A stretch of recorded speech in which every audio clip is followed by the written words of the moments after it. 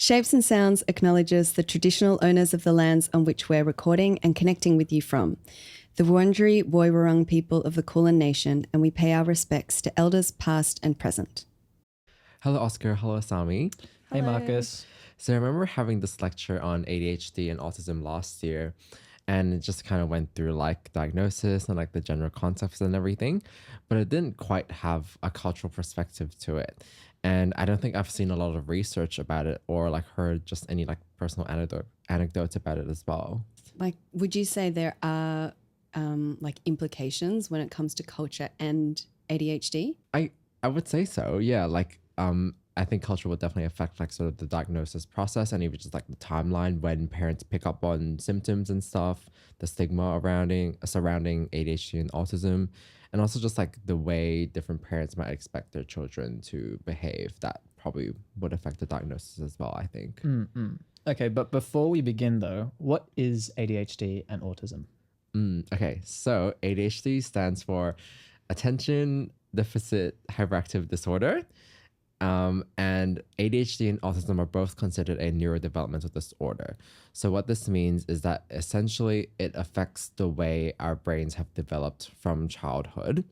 So because it affects the way your brain develops and all of that, it will affect sort of your emotion, like your emotional capacities and like those regulation systems, the way you think, etc.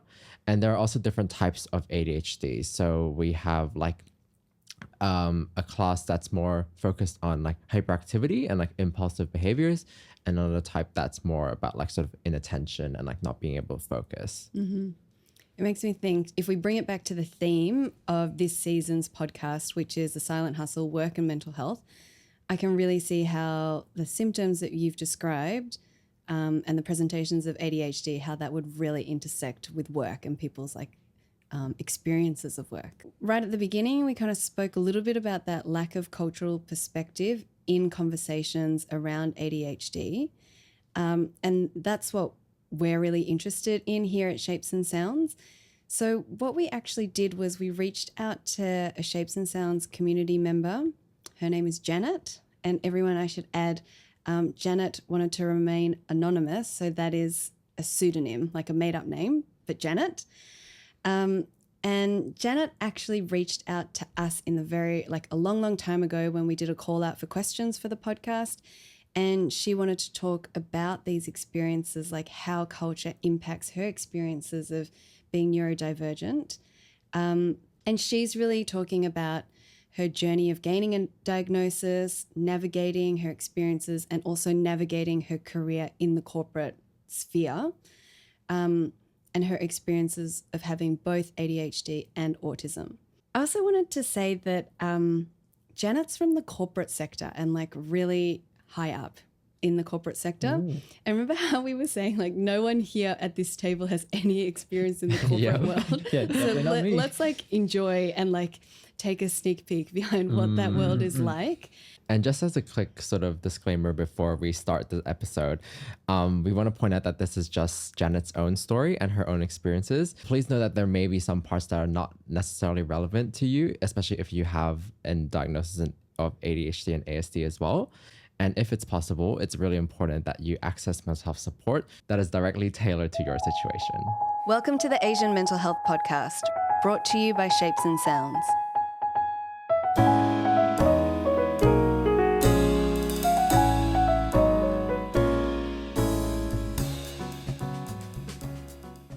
I've always been closer to my dad than my mum. And we'd spent some time together on a holiday last year where I had some sensory difficulties. We were in this cafe and ended up being sat right by the kitchen, and the noise from all the clanging in the plates was really bothering me. So I ended up over lunch with him, just ended up taking out my earplugs that I always have with me and popping them in. And I sort of explained why. And then I had sensory issues and that, the background noise really bothered me. So he had a bit of grounding in that. I've heard of people talk about sensory issues before, and I think I know a little bit about them. But Marcus, can you give us a little bit more detail on it? Yeah, so what Janet is describing here is a very common symptom within people with autism. So that can be being really sensitive to loud noises, like temperature changes or heat. and also different textures like food, surfaces, etc. And what that sort of leads to is leading them to feel really overstimulated, that it can sort of disrupt their thinking and like disrupt sort of like, yeah, like just like their everyday lives.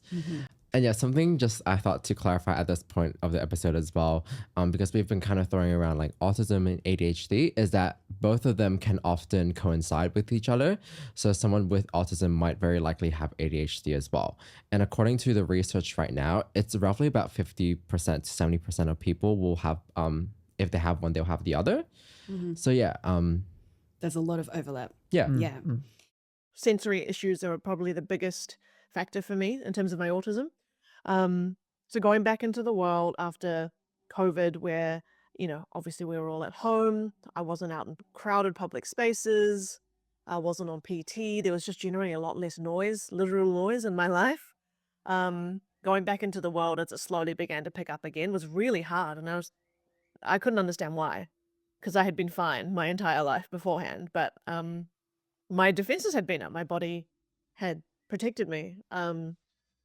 And so all of a sudden it didn't have to anymore, and then it tried to try and do it again. Whilst listening to that last excerpt, it just kind of reminded me of this idea of masking within people who are neurodivergent.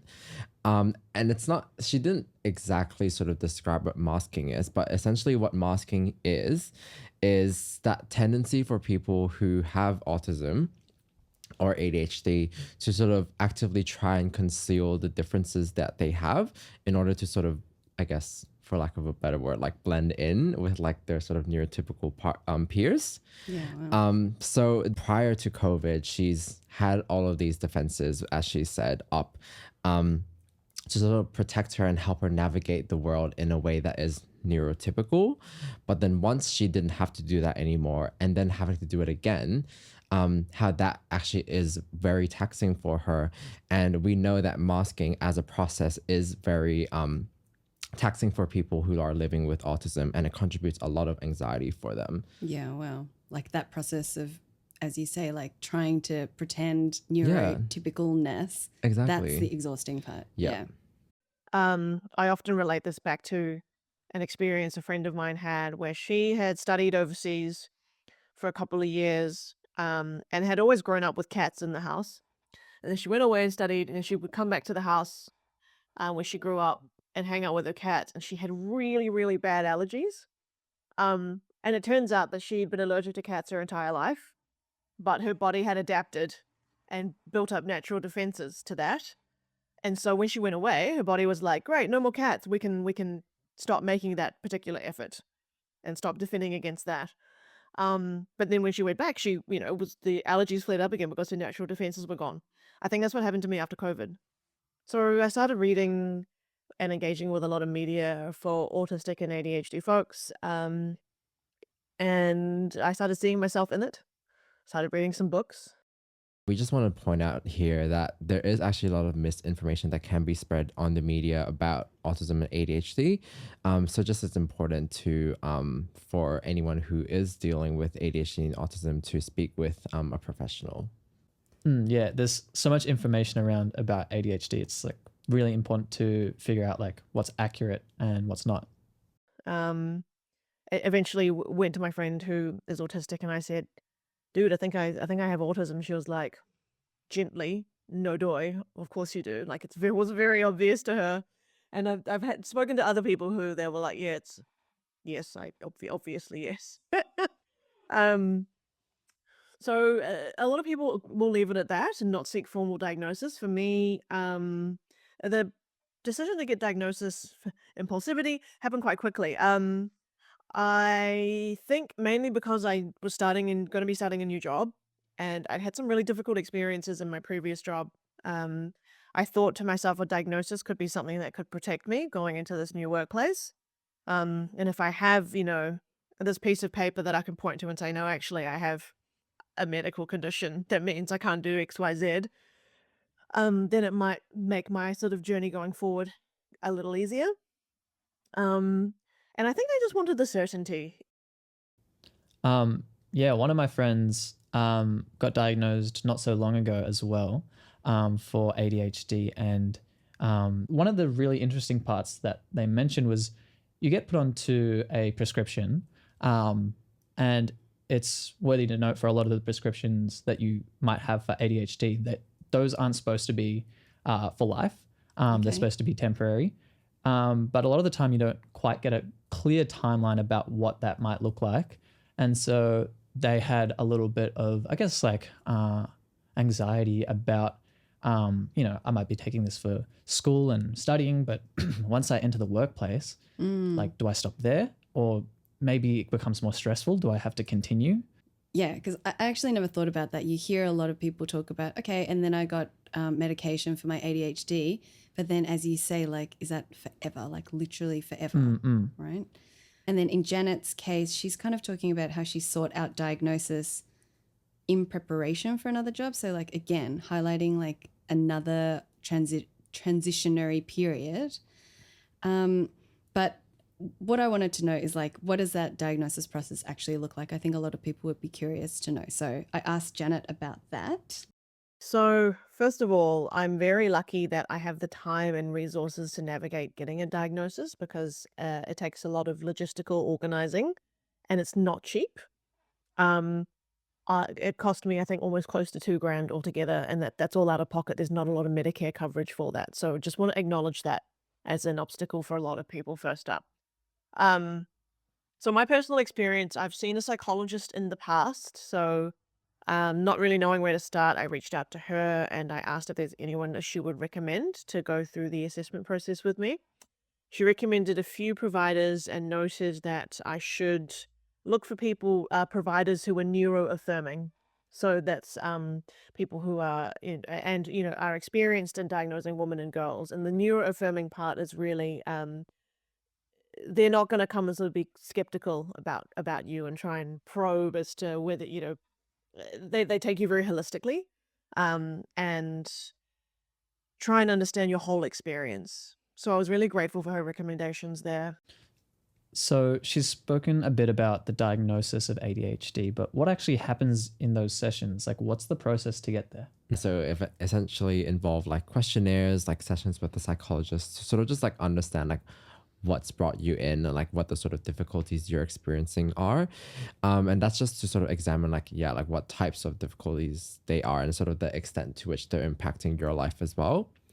And yeah, as she sort of touched on as well, like with the session with her dad, sometimes having like parent or even like teacher reports, like school, like report cards and stuff can be helpful as well. So sometimes it's like a psychologist might ask to get that sort of information. Yeah, so just any sort of information from childhood is good, essentially because it is a neurodevelopmental disorder, meaning the symptoms come from like they start from childhood. And yeah, there is a sort of very extensive diagnostic criteria for both autism and ADHD. And I won't sort of go into all of the details, but yeah, the psych will just assess sort of how many symptoms you have, and whether they're sort of like causing those significant disruptions to different contexts of your life. So like school and work and social life, etc. On reflection, once I had my diagnosis, there were many moments in my life where I didn't really quite get what was going on and I felt a bit sort of alien. And I now realize, at the time I put that down to, oh, maybe this is because I grew up in an Asian cultural household. And I grew up in a majority white country, and maybe this is just one of those things that I don't get because I grew up Asian and I'm hanging out in this white environment. I now realize on reflection that probably a lot of those were part of my neurodivergence instead. So a lot of the reason I put down to feeling different a lot of the time, I just ascribed to my having an immigrant background, the different cultural background. And I think when I think about that, if I had grown up white, like the majority of people in my country, maybe I would have been diagnosed earlier, but I might have even felt more excluded and more weird because I wouldn't have had a clear reason to point to and say, oh no, I feel different because of this. So in a funny way, I think it protected me a little bit.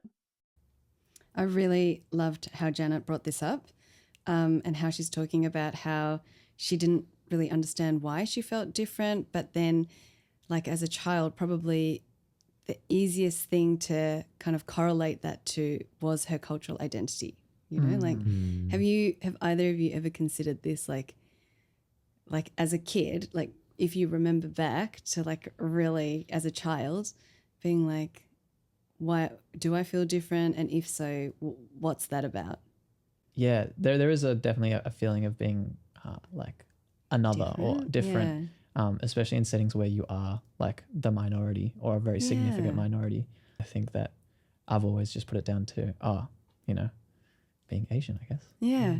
That's weird, huh? Yeah, when you it's think weird. about it, you're like, oh yeah, maybe as a child, that's how I process things too. So is Janet saying like her being Asian is what protected her in a sense? Like, essentially, like what I'm taking from it is that she's saying that if she didn't have being Asian as an identity, then she may have felt even more excluded.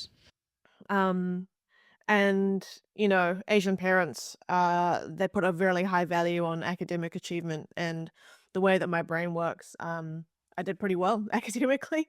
So that also kind of protected me as well, I think. And for me, I'm a millennial. I grew up in the 90s.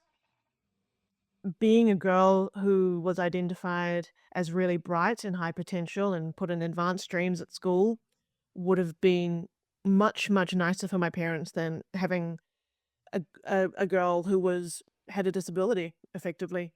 I think it is such a like beautiful way to view it, as well as I think that also it highlights how stigmatized ADHD and autism are. And yeah, it's really interesting to see that, culture can be a really beautiful protective mechanism for people as well. Yeah. I think something that I really took away from that last excerpt we heard as well is, I guess like sometimes the symptoms of ADHD or ASD, sorry, can be a strength for the individual as well. Like she talked about how like it's like sort of like the way her brain works that sort of led to her doing well academically. And we know that like people with autism often report having like hyperfixations as well, and that can really actually help them excel in specific areas of their life as well. So I think the main sort of takeaway from that is sort of just finding the sort of avenues in life that you can really excel in, and finding the supports that help you manage those symptoms along the way and leverage on your strengths to excel in life.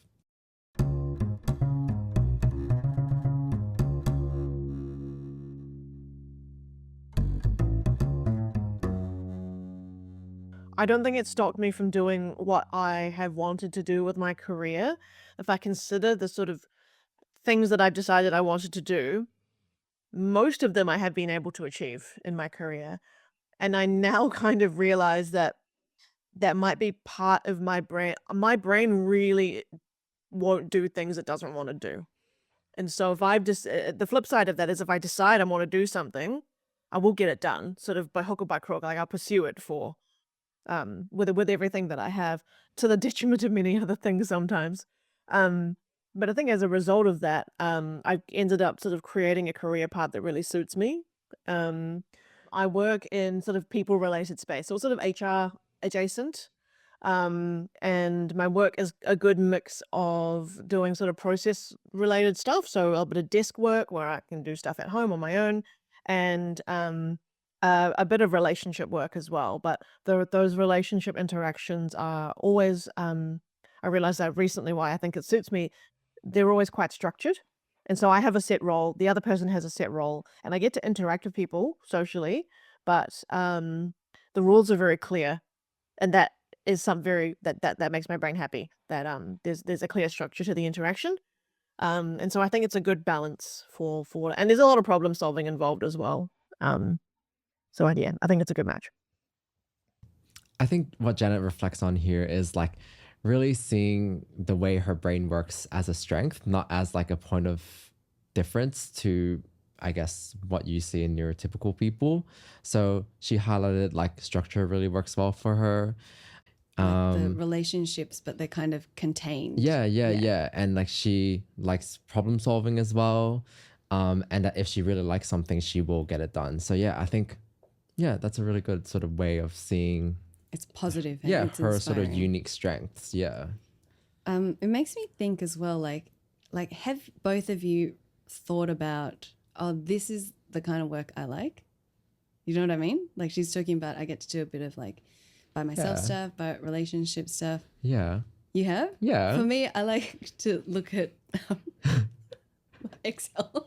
I mean, I think I told you as well, like, I like the shapes and sounds because it's very like process. Yeah, yeah. So yeah. And it's like task, do, yeah. finish. Admin things. So What about Oscar? Oscar's like, no, not me. I don't really think about these things. Like, I don't know. I guess I should probably be considering them. Yeah. Oops. Right? It's interesting to Yeah. think about, actually. Mm. Yeah. Autism and ADHD are disabilities for workplace purposes, and I'm very aware of people's potential biases.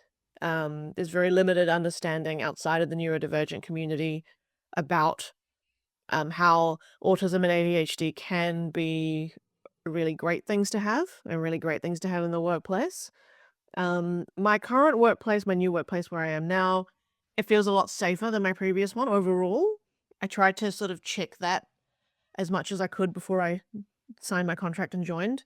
But I'm also very aware of just people's prejudices getting in the way if I'm really open about this right off the bat. I wanted to let people get to know me as I am as a person, and demonstrate that, I can do my job really well in this context without them having any prejudices color their views of who I am. As I said earlier, disclosing mental ill health, not ADHD and or autism because I didn't know it at the time, but just disclosing burnout and episodes of mental ill health, it led to me almost getting fired. I had a really terrible boss. And so I'm really wary of disclosing. I'm, quite fearful around it. Sometimes I feel like in podcasts like these, we're always talking about mental health and being like, let people in, talk about your experiences and the challenges that you face. But like what Janet's highlighting is how that can really negatively play out sometimes, not always, but sometimes out in the real world. Like she spoke about experiencing mental health challenges and then she nearly got fired. And I think that the thought that was going on for me was like, whatever it is that you're going through, like, remember, it's like you can choose how you find safety in different situations. I don't know if I've explained that. But yeah, no, but definitely though, because I guess like the stigma surrounding ADHD and autism is still so, what's the word, like prevalent, I guess. Yeah. I think there's this sort of idea that like ADHD or like people who like don't focus at work or like they procrastinate, like that's just like laziness and everything. But like some people that could be due to ADHD and like that's a very sort of real sort of condition that they have to sort of struggle through. And there is a lot of research into this as well. It's very much well documented that people with ADHD, they have higher probabilities of unemployment. They have poor vocational achievement. And yeah, like I guess just highlighting that, I don't know if there's one thing to take away from this conversation is that the struggles they face are real difficulties that need to be managed and sort of like accepted by like everyone else in the workplace as well. Yeah, like so much more awareness building that needs to happen, right? So I also need to feel safe. And I'm feeling fairly confident that I will do, but I want to get past the probation point and I want to make sure that I'm feeling safe to disclose. And then even then, that'll only probably be in the context of, you might notice in the office that I do this sometimes. This is why. I'm not going to be requesting anything really wild or requesting an entirely different workload or anything like that. It's more just, allowing my manager to have that knowledge so that when they see that I'm behaving a certain way or I look like I'm struggling with something, that they can respond to that with, oh, actually, it might not be that she doesn't understand the task. It might be that there are too many people in the cafe and it's like breaking her brain from the noise. So it's just to understand. I want to get people to know me for me. And then when I'm ready, I will probably disclose, but I don't want to do that right now. I need to feel safe and comfortable first. And that does pose a question. How can workplaces be like more accommodating for people who have neurodivergence? And it's like, is there work in this space, or is it simply like quite dead at the moment? Not that I know of, but I think there definitely is always like more work to be done to promote more inclusivity, right?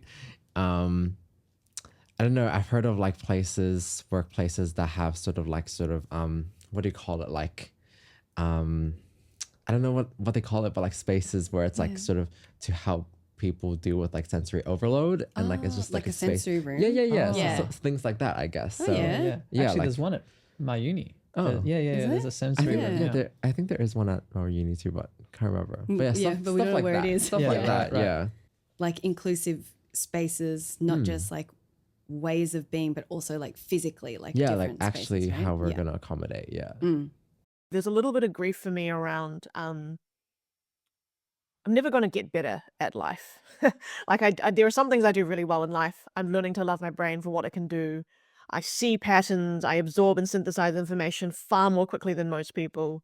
Um, I've got a very powerful brain. But I struggle with everyday things, and I need time to rest and recover from what most people would consider to be normal everyday activities, like going to the supermarket or spending a day in the office. Like I have to make sure that if I'm going to the supermarket that I don't do too much or I'm not too stressed out in the morning. And if I go to the supermarket, I have to have my noise canceling headphones on. Like I have to accommodate myself in different ways, just to do what people consider normal things. And that means I have to rest a lot more. I have lower energy levels than most people. And so there's a little bit of grief in there that life will never be as easy for me as it is for a lot of other people in many ways. But at the same time, I'm also really proud of what I've managed to achieve in my life with effectively having had one hand tied behind my back the whole time and not really realizing. So yeah, it's a complex emotional landscape, and autistic people tend to process emotional things a lot more slowly than other people. So yeah, I might have a very different answer for you in 6 months' time once I've got it under my belt a bit more. So when I contacted Janet, I was like feeling super down and super shitty about life. And I was like, so then I'm like prompting her, like, what about the grief? Like, tell me. And then she gave me this answer, and I was like, this is so positive Yeah. and so inspiring. Like, I actually physically felt so much better after this conversation.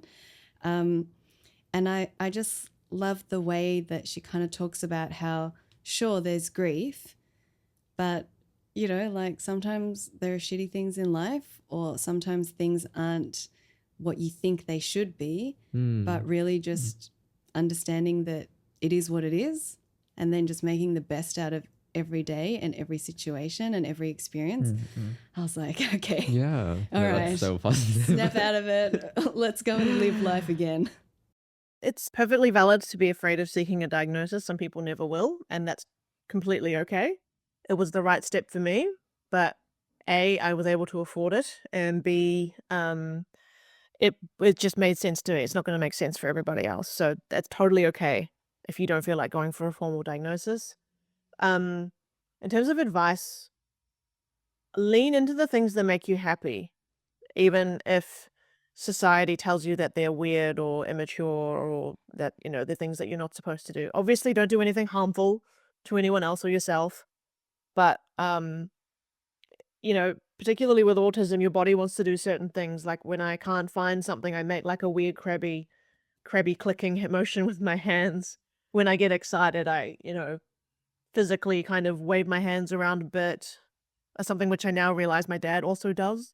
Surround yourself with people who you can relax around, people who aren't going to judge you for having a really deep interest in something that people think is weird, people who are really happy for you to info dump on them about whatever it is you're super excited about.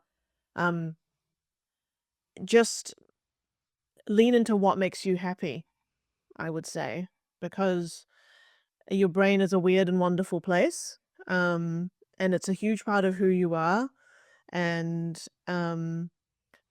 it's the world that tells us that the way we operate is wrong. It's not inherently incorrect at all. That's so touching. It's so touching, right? It is. I don't know, all the points she sort of talked about in that sort of reflection I don't know, just so touching, so beautiful.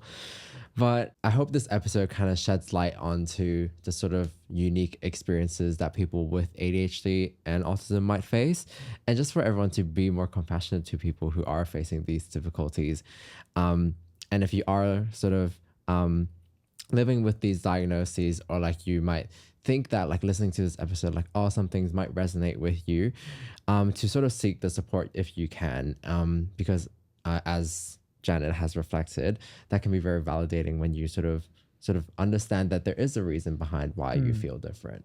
I think it was just so inspiring to hear how Janet has shaped her life around working with her strengths as well as her weaknesses. And I think that ability that she has to, I guess, really just fully embrace her identity, I think it's kind of really inspiring just to show that, you know, even for myself, like, oh, this is the place I am and this is how I've gotten here. And every single part that got me here has been part of this beautiful journey in one way or another. Yeah. And I think that's just so inspiring. I just like, there's so much acceptance in that. Yeah, acceptance, right? And like this idea that everything can be, like you could always focus on how things should be. Like it should be easy to go to the supermarket. Or isn't it better to be like, okay, I accept that it's not great and it's not easy, so therefore I'm going to take action and find ways to manage and support myself to be able to go to the supermarket. And it doesn't matter if the other person finds it easy, but how do I find it and how do I support myself to do things? Definitely. It makes me think about, you said compassion, and it's like people need to be compassionate to other people, but actually there's so much in Janet's story about being compassionate towards yourself, right? Yeah. To be Definitely. like, yeah, that sounds so cheesy. You know? I think so cheesy now. It's so cheesy, but it's real. It's so true. Yeah. Just be kind to yourself. Yeah. It's so true. Oh, why does it have to sound cheesy when it's like, it's real? It's real. What I'm saying is real. Real wisdom. And yeah, like I highlighted, that grief section really stuck with me.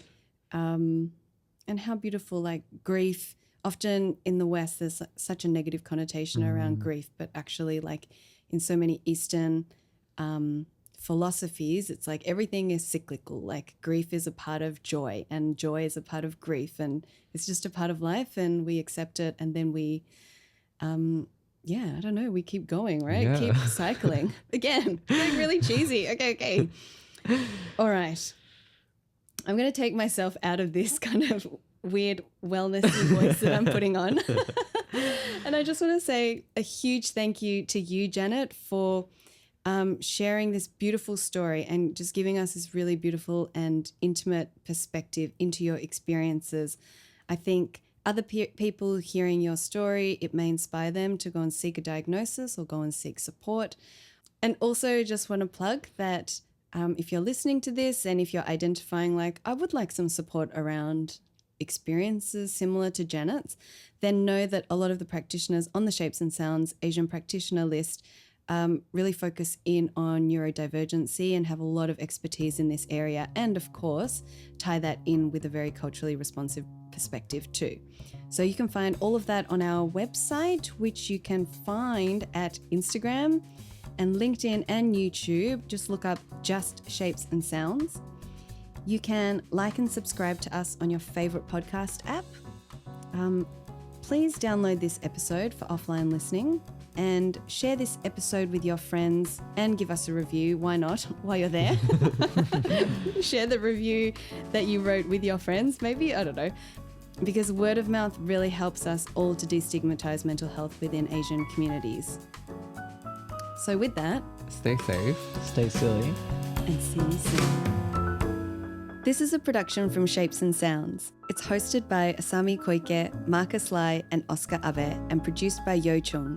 We're proudly supported by the Victorian Department of Health's Diverse Communities program. All thoughts and ideas you hear are independently ours and our guests.